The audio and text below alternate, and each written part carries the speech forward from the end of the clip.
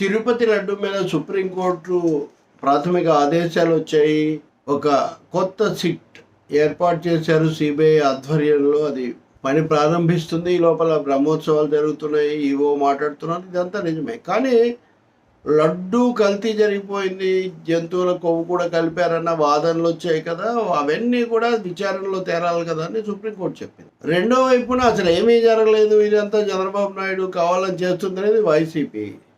ఈ రెండు వాదనలు వాళ్ళేమో ఆపడం లేదండి, ఉభయులు కొనసాగిస్తూనే ఉన్నారు. అధికారికంగా అనధికారికంగా రకరకాల రూపాల్లో. తెలుగుదేశానికి సైన్యం ఎక్కువ కాబట్టి, ప్రస్తుతం అధికారంలో ఉన్నారు కాబట్టి వాళ్ళు చాలా మాట్లాడుతున్నారు. నిజానికి ఈ రెండిట్లో కూడా పాక్షికత్వమే కనిపిస్తుంది. అవతల వాళ్ళు అనడానికి యువతల వాళ్ళు అన్నీ మాట్లాడుతున్నారు. కానీ ఇప్పుడు నా దగ్గర రెండు కట్టలు ఉన్నాయి. నేను చాలాసార్లు చెప్పాను కదా, ఇవి వైసీపీ వాళ్ళు ప్రచారంలో పెడుతున్న రేట్లు, ఇవి తెలుగుదేశం వాళ్ళు వాళ్ళ అధికార ప్రతినిధులు చేస్తున్న వాదనలు. రెండిట్లో ఫిగర్స్ ఉన్నాయి, రెండిట్లో పేర్లు ఉన్నాయి, చిన్న తేడా ఉంది. తెలుగుదేశం జాబితాలో ప్రధానంగా 2019 తర్వాత జరిగినవే ఉన్నాయి. ఇప్పుడు నా దగ్గర ఉన్న ఈ రెండో జాబితాలోనేమో 2014-19 మధ్య జరిగినవి కూడా ఉన్నాయి. దాన్ని బట్టి అప్పుడేదో జరిగిందని కూడా నేను చెప్పడం లేదు. కానీ రెండిట్లో కామన్ ఫ్యాక్టర్స్ ఉమ్మడిగా ఉన్నవి అనేకం ఉన్నాయి. ఇవన్నీ ఒకటి చెప్పడానికి మనకు చాలా సమయం కూడా పడుతుంది. కామన్ ఫ్యాక్టర్స్ ఏంటంటే, అది అందరూ కూడా ఇరు పార్టీలకు చెందిన వాళ్ళు, మీడియా మిత్రులు కూడా చెప్తుంటారు. ఈ టెండరింగులు, ఎదురు చేతులు మారడాలు, రకరకాలు.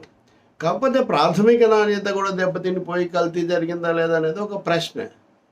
రేట్లు హెచ్చు తగ్గులు, ఈసారి తక్కువ, ఇట్లాంటివి చేయడం చాలా ప్రశ్నలు వేస్తుంటారు. ఇంత తక్కువగా ఎందుకు ఇచ్చారు, పోయినసారి కంటే ఇంత తక్కువగా ఎందుకు ఇచ్చారు, వాళ్ళు ఎందుకు పాల్గొనలేదు, ఇట్లాంటివన్నీ ఇద్దరు చేస్తుంటారు వాళ్ళ వాళ్ళ కోణంలో. అలా మేం చేస్తే మీరెందుకు చేయలేదని వీళ్ళు అడుగుతుంటారు. కానీ ఇంకోటి ఏమో, అసలు దక్షిణ భారతాన్ని తెలుగు రాష్ట్రాలను వదిలిపెట్టి ఎక్కడో ఉత్తరప్రదేశ్ నుంచి మనం ఎందుకు తెచ్చుకోవాల్సి వచ్చింది, అది కూడా ఒక పెద్ద ప్రశ్న. మేము స్థానికంగా ప్రోత్సహించడానికే ఇచ్చామంటే మేము ఇచ్చామని ఇరు పక్షాలు కూడా. ఇందులో ఒక్కొక్క దాని గురించి మనం ఒక వీడియో చేయొచ్చు. ఇప్పుడు ప్రస్తుతానికి అంత అవసరం లేదు. కానీ ఒకటి చెప్తాను నేను,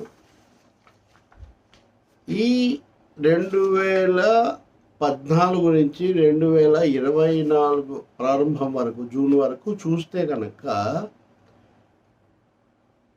ఉత్తరప్రదేశ్లో ఉన్న బరైలీలో ఉన్న ప్రీమియర్ ఆ కంపెనీ చాలా ఎక్కువ సార్లు సరఫరా చేసింది అందరికంటే కూడా. ఇంకా వాళ్ళు వీళ్ళు అని ఏమీ లేదు. Premier agri foods private limited, Bareilly, Uttar Pradesh.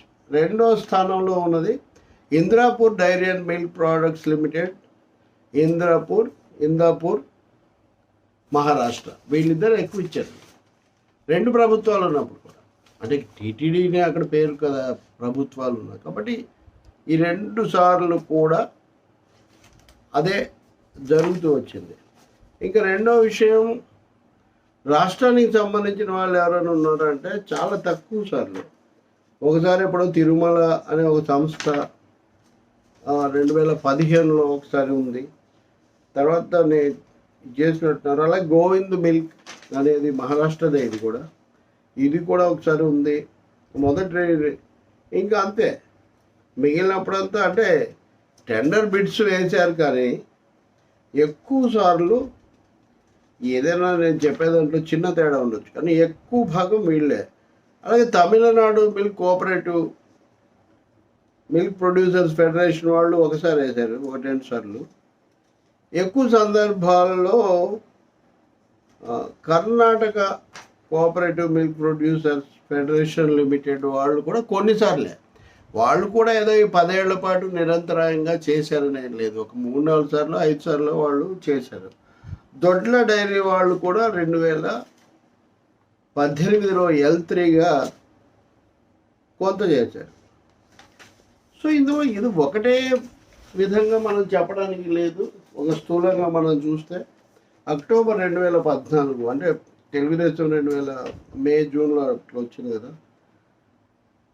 So October 2014లో Karnataka cooperative వాళ్ళు, కేఎంఎఫ్ వాళ్ళు 65%, ఇంద్రాపూర్ డైరీ వాళ్ళు 35% సరఫరా చేశారు. మళ్ళీ 2015 జూన్లో గోవింద మిల్క్ వాళ్ళు 65%, సురభి అగ్రో పూణే వాళ్ళు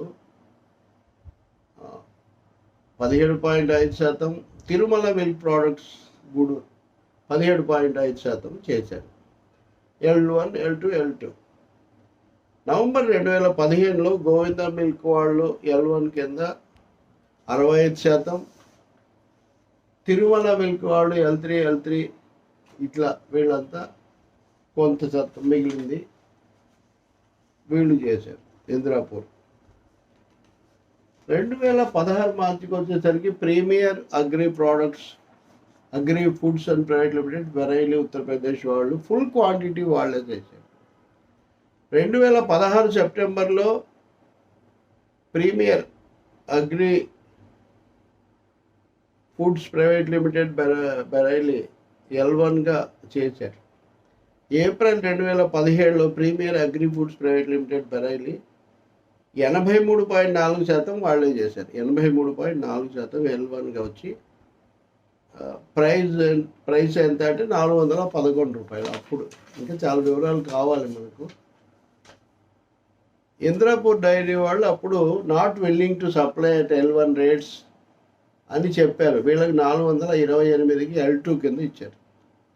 జూలై 2017లో హఠాత్తుగా ప్రీమియర్ పోయి ఈరోడ్లో ఉన్నటువంటి కెవిన్ కేర్ ప్రైవేట్ లిమిటెడ్ వాళ్ళు ₹414తో L1గా వచ్చి 65% సరఫరా చేశారు. ఇంద్రాపూర్ డైరీ మళ్ళీ సేమ్ వాళ్ళు 425తో L2గా 35% చేశారు. 2017 అక్టోబర్లో ప్రీమియర్ అగ్రి ఫుడ్స్ బరైలి వీళ్ళు 378తో, ఇప్పుడు చూడండి 414.25కు 2017లో ఇస్తే 414కు 2017 జూలైలో ఇస్తే 2017 అక్టోబర్కి వచ్చేసరికి 378, 386 చొప్పున L1, L2గా తీసుకున్నారు. జనవరి 2018కి వస్తే అక్టోబర్ 2017, జనవరి 2018 అదే ప్రీమియర్ అగ్రి ఫుడ్స్ వాళ్ళు 378కి కిలో ఇచ్చిన వాళ్ళు 320కి కిలో ఇచ్చారు L1. Sterling agro industries limited వాళ్ళు 344 L2 వాళ్ళకి ఇచ్చినట్టుగా ఫుల్ క్వాంటిటీ ప్రీమియర్ వాళ్ళకే ఇచ్చారు. ఇంకా చాలా ఉన్నాయి. మళ్ళీ 2018 premier agri foods 321, Indrapur dairy 323, Dodla dairy 355 L3. ఇది 2018. 2018 అక్టోబర్ మళ్ళీ Indrapur dairy 321, premier agri foods 321, Karnataka cooperative KMF 324, Tamil Nadu cooperative 330. 2019 అంటే చంద్రబాబు నాయుడు ప్రభుత్వం చివరి కాలం KMF 324 చొప్పున L1గా వచ్చారు, కానీ వాళ్ళు నాట్ పార్టిసిపేటెడ్. తమిళనాడు కోఆపరేటివ్ వాళ్ళు 330తో L2గా వచ్చారు. వాళ్ళు రివర్స్ యాక్షన్లో అంటే అంతకుముందు ప్రభుత్వంలోనే 326 ఇచ్చారు. ఇంద్రాపూర్ ప్రోడక్ట్స్, విశాఖ మిల్క్ ప్రొడ్యూసర్స్ వాళ్ళు పాల్గొన్నారు, కానీ వాళ్ళకి ఏమి ఇచ్చినట్టుగా లేదు. 2019 ఆగస్ట్ KMF వాళ్ళు 398 బిడ్ చేశారు, పాల్గొనలేదు. ప్రీమియర్ అగ్రి వాళ్ళు 410 బిడ్ చేశారు, వాళ్ళు L1గా 389తో వాళ్ళు L1గా వచ్చారు. మిగతా వాళ్ళు పాల్గొనలేదు. మళ్ళీ 2019 17-11 అంటే నవంబర్, కొత్త ప్రభుత్వం జగన్ ప్రభుత్వం వచ్చాక మళ్ళీ premier agri foods private limited Bareilly 440. Indirapur dairy milk products 459.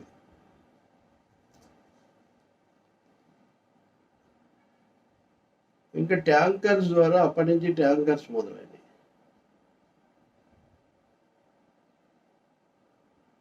2020 November నుంచి. So premier agri products 382 bid, 324 reverse price L1.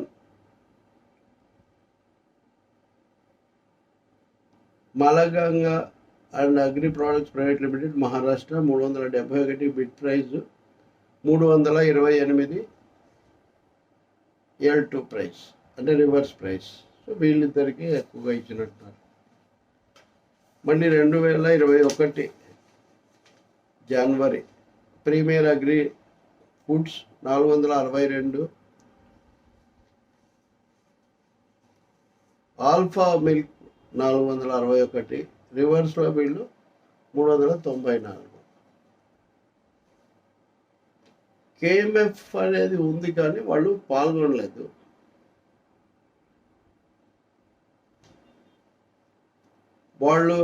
వాళ్ళకు కూడా పాల్గొనలేదు కానీ వాళ్లకు 20% ఆర్డర్ ఇచ్చారు.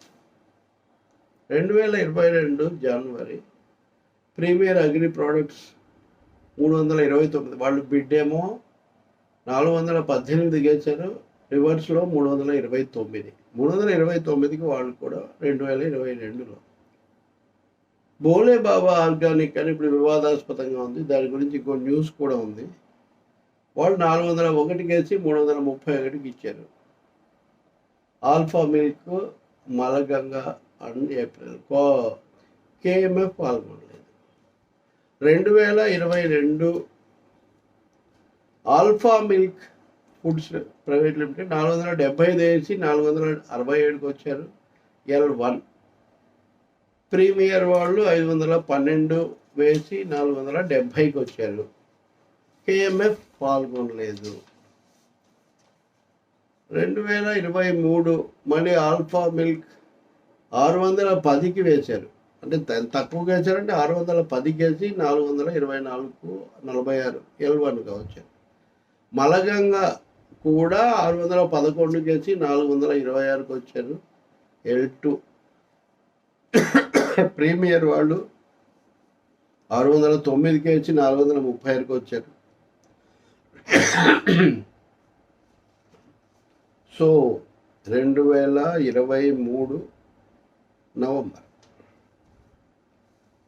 ఈసారి Dauji milk food private limited Rajasthan వాళ్ళు 450కి వేసి 355కి L1 దక్కించుకున్నారు. Malganga milk and agro products వాళ్ళు 500కి వేసి 357కు L2 దక్కించుకున్నారు.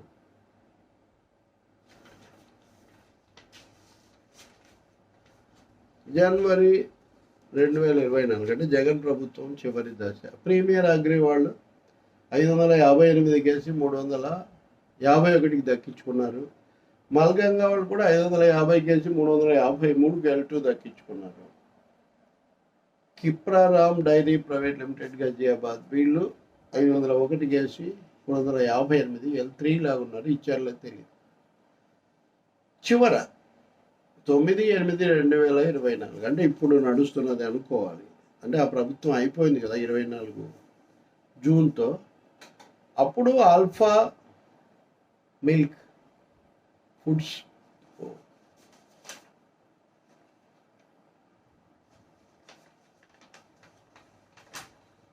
ఈ నవంబర్ 2023లోనే ఈ AR dairy food private limited అనేవాళ్ళు 545కి పెట్టి 360కి వాళ్ళు దక్కించుకున్నారు 2023లో. అయితే అప్పుడు సరఫరా చేయలేదు అని వీళ్ళు అంటారు. 2024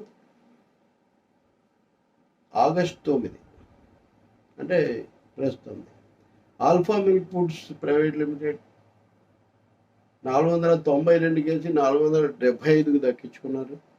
కర్ణాటక కోఆపరేటివ్ కేఎంఎఫ్ 480 వేసి 477, 9-8 అంటే ఇప్పుడు నడుస్తున్నటువంటిది. ఇందిరాపూర్ డైరీ వాళ్ళు 555 కేసి ఇప్పుడు ఏం వేయలేదు. Parag milk foods limited Chittoor వాళ్ళు కూడా వేయలేదు. అంటే ఇవన్నీ చూస్తే ఈ వాదనలు మనకు వచ్చినట్టుగా ఆంధ్రప్రదేశ్లో చుట్టుపక్కల తెలంగాణలో అది ఇక్కడ ఉన్న డైరీలు, చలం డైరీ, ఇంకోటి ఇట్లాంటివి ఎందుకు ఎక్కువగా వేయలేదు, ఎందుకు ప్రీమియర్కే వెళ్ళారు, అలాగే ఈ పర్సెంటేజ్ ప్రపోర్షన్ ఆఫ్ సప్లై ఇద్దరికి ఇచ్చారా, ఇంకా కొన్నిసార్లు చాలా తక్కువగా కూడా ఇచ్చేప్పుడు ఏ డైరీ వాళ్ళు మేము సరఫరా చేసిన 0.1% కూడా కాదు, 1% కూడా కాదు అంటారు.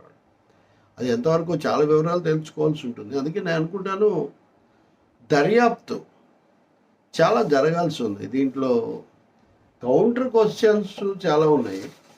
ఇప్పుడు అవి డీటెయిల్స్ అనుకుంటే వీటిలో కౌంటర్ క్వశ్చన్స్ లేవనెత్తుతున్న వాటిని కూడా మనం చూడాల్సి ఉంటుంది. కానీ ఇందులో 2014-19 నుంచి ఉన్నవి కూడా మనం చూస్తే మనకి ఎక్కువ స్పష్టత వస్తుంది. అందుకే నేను మొత్తం 10 ఏళ్ల వివరాలు కొన్ని చెప్పే ప్రయత్నం చేశాను. ఈ ప్రీమియరే ఉందా లేకపోతే మహారాష్ట్రనే ఉందా అంటే మరి ముందు నుంచి అలాగే ఉన్నాయి. మరి ఎందుకు అది అలా ఉందో, ఏఆర్ డైరీ అనేది 2023లోనే వాళ్ళు ప్రవేశించారు. సో ఎవరెవరికి ఎంతెంత ఇచ్చారు, రేట్లు, ఇన్ని మార్పులు, ఇవి టెండర్లలో జరిగే గోల్మాళ్ళు, రకరకాల సంబంధాలు, ఇవన్నీ. ఇప్పుడు నేను ప్రాథమికంగా ఒక పిక్చర్ ఇచ్చే కదా, ఇందులో ఏఆర్ డైరీ ఒకసారి మనకు కనిపిస్తుంది. అది కూడా వాళ్ళు వేరే వాళ్ళ దగ్గర తీసుకొని ఇచ్చారని వీళ్ళు అంటున్నారు. మరొకసారి మనం రెండో వైపు వాదనలు కూడా విందాం. ఒకటైతే తెలుస్తుంది, గతసారి కంటే ఈసారి రేట్లు తక్కువ ఉండడం కానీ, ఉత్తరప్రదేశ్ నుంచి తెప్పించటం కానీ, మహారాష్ట్ర నుంచి తెప్పించటం కానీ, ఇవేవి కొత్త విషయాలు కాదు. 10 ఏళ్ల నుంచి అవి జరుగుతూనే ఉన్నాయి అనేది అయితే మనకు అర్థమవుతుంది.